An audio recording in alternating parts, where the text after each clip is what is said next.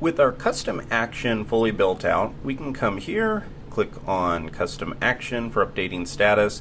We now have completed 6 out of 6 tasks, so I can click finish, deliver, accept, and we are good to go. We're going to get into data management in the next section.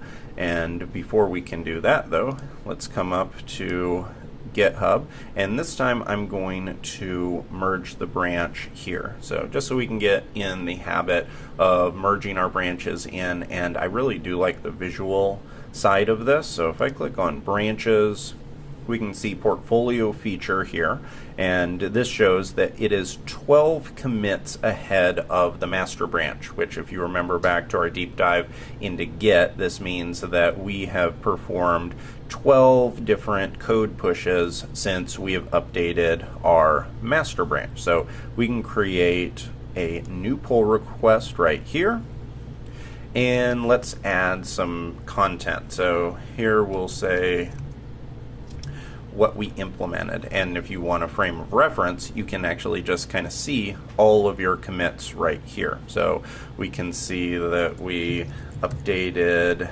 the app to have sample data. We implemented the full CRUD functionality for portfolio items.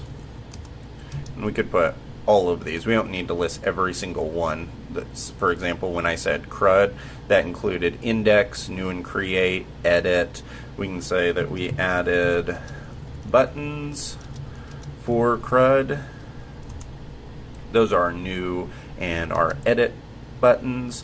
We can say implemented custom routes, and then also implemented, misspelled that one, implemented custom actions. And the reason why I wanted to go through and show you myself typing all this out, which may or may not really be needed for an app this size, but the reason why is because this is very important. Because say that you're working on a project with a number of other developers and you're working for a senior developer.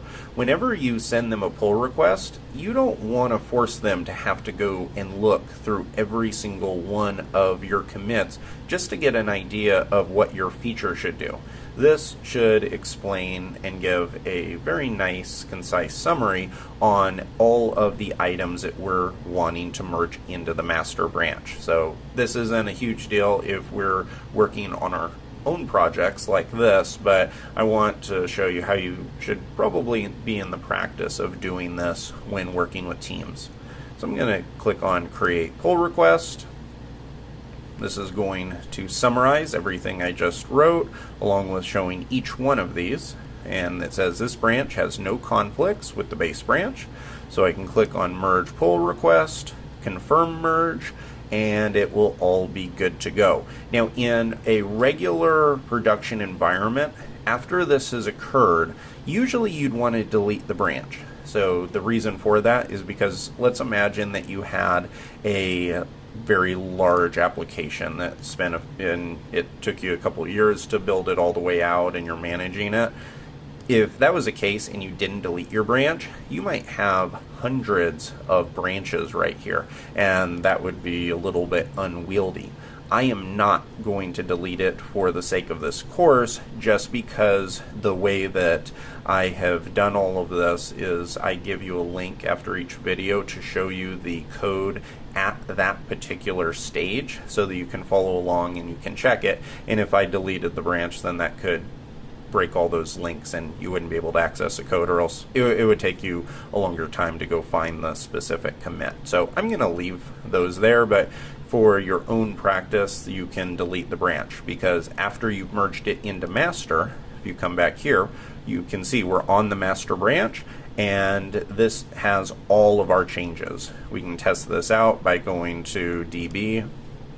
You can go into the schema file and you can see we have blogs with our status, we have our friendly IDs, we have our portfolio, everything like that. So we are good to go. So I will see you in the next video where we are going to take a deep dive and analyze the Rails routing engine.